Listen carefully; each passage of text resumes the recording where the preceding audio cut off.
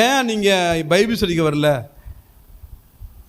சளி பிடிச்ச மாதிரி இருந்தது, ஜுரம் வர்ற மாதிரி இருந்தது. ஏன் இரவு ஜெபத்துக்கு வரல?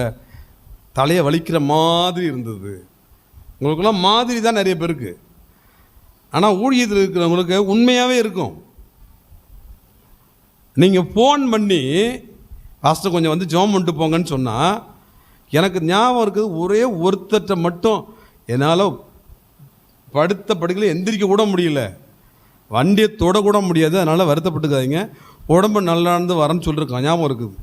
மற்றபடி யாருக்கிட்டையுமே உடம்பு முடியல, என்னால் முடியாதுன்னு சொன்னதே கிடையாது. எனக்கு உடம்பு முடியலன்னு நானே வண்டி எடுத்துக்கிட்டு நான் தான் போவேன் டாக்டர்கிட்ட. யாரை ஒருத்தன் வாங்கன்னு கூப்பிடல மாட்டான், நான் தான் போவான், நானே போவான். வண்டி தொட முடியலன்னா சுருண்டு படுத்துருவான், அவ்வளோதான்.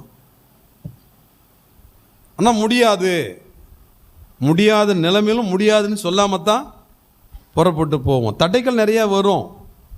சவுல் ராஜா தடுக்கிற மாதிரி நிறைய பேர் அப்படித்தான் நம்மை தடுப்பதற்கு பல காரியங்கள் வரும்.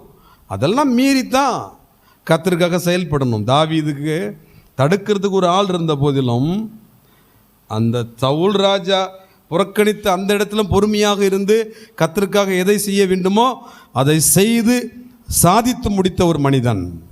அல்லேலூயா. சாயந்தரம் பைபிள் சொல்லி எத்தனை பேர் வருவோம்? அல்லேலூயா சொல்லணுமே. பார்த்தீங்களா? இது வரைக்கும் வராத ஒரு சிலர் கை தூக்குறாங்க. கரங்க தட்டுவாங்க. கை தட்டுற கூட்டத்தில் இருக்காதீங்க, கைத்தட்டல் வாங்குகிற கூட்டத்துக்கு வந்துருங்க. ஆமாம், நிறைய பேர் நீங்கள் இருப்பீங்க. கிரிக்கெட் பிரியர்கள் சொல்கிறத விட கிரிக்கெட் அடிமைகள். கரெக்டுங்களா அந்த வார்த்தை? கிரிக்கெட் பிரியர்கள் என்று சொல்கிறத விட கிரிக்கெட் அடிமைகள்லாம் இருக்காங்க நிறைய பேர். அடிச்சாம் படுறா, அங்கே படுற, அப்படி படுறான்ட்டு அப்படி டிவியை உடச்சாம் படுறா அப்படின்ட்டு அடிக்கிற அடியில் டிவியே உடைச்சிருவாங்க சில பேர். நீங்கள் யாரை பார்த்து டிவியில் அவங்களுடைய சாதனையை பார்த்து கை தட்டி கொண்டிருக்கிறீர்களோ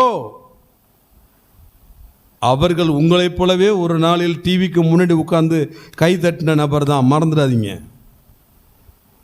படிப்படியாக கைத்தட்டல் வாங்கக்கூடிய நபராக முன்னேறிவிட்டார்கள். கை தட்டிக்கிட்டே இருக்கக்கூடாது, கைத்தட்டு வாங்கக்கூடிய நபராக மாறணும்.